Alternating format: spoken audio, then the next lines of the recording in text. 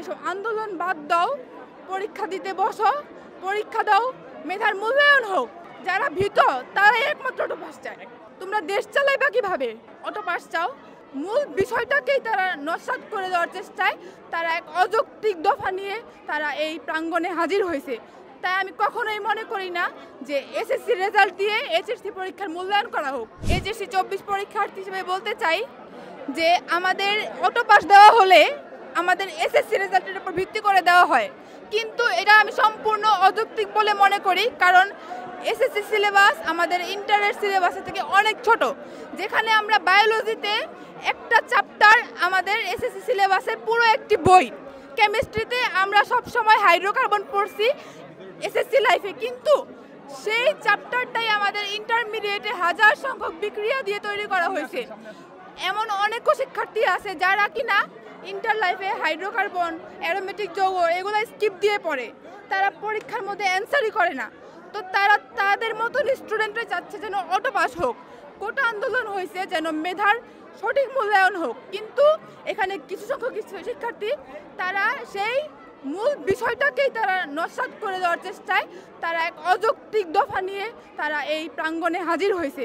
তাই আমি কখনোই মনে করি না যে এসএসসি রেজাল্ট দিয়ে এইচএসসি পরীক্ষার মূল্যায়ন করা হোক।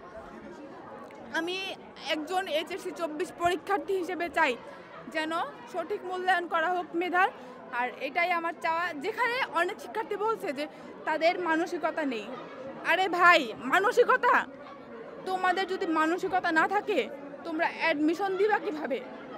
অ্যাডমিশন দেওয়ার তো প্রশ্নই ওঠে না, কারণ যেখানে তোমরা ইন্টারের মতো পরীক্ষা দেওয়ার ভয়ে তোমরা ভীত, তোমাদের দ্বারা সম্ভব না তোমরা অ্যাডমিশন টেস্ট দিবা।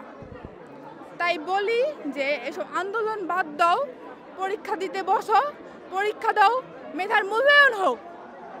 যারা ভীত তারাই একমাত্র অটো পাস চায়। তাই অটো পাস কখনোই যৌক্তিক না। তোমরা দেশ চালাইবা কিভাবে? অটো পাস চাও। আমাদের ভার্সিটির যে ভাইয়েরা বৈষম্য বিরোধী আন্দোলন করছে, তারা কি এখন বলবে যে আমরা আন্দোলন করছি, এখন আমরা আর কিছু নেতৃত্ব দিব না, আমরা মানসিকভাবে অসুস্থ, আমরা পড়ালেখা করব না, আমরা চাকরি করব না, আমরা কিচ্ছু করব না? তাই উচিত সবার পড়ালেখায় মনোযোগী হওয়া। আর অ্যাডমিশনের কথা ওটা সরকারের উপরে ছেড়ে দেওয়া উচিত, কারণ সরকারই ভালো বুঝবে যে কি করলে শিক্ষার্থীরা অ্যাডমিশনে পর্যাপ্ত সময় পাবে। আর 3 মাসে কোনো দিন অ্যাডমিশনের প্রস্তুতি নেওয়া হয় না।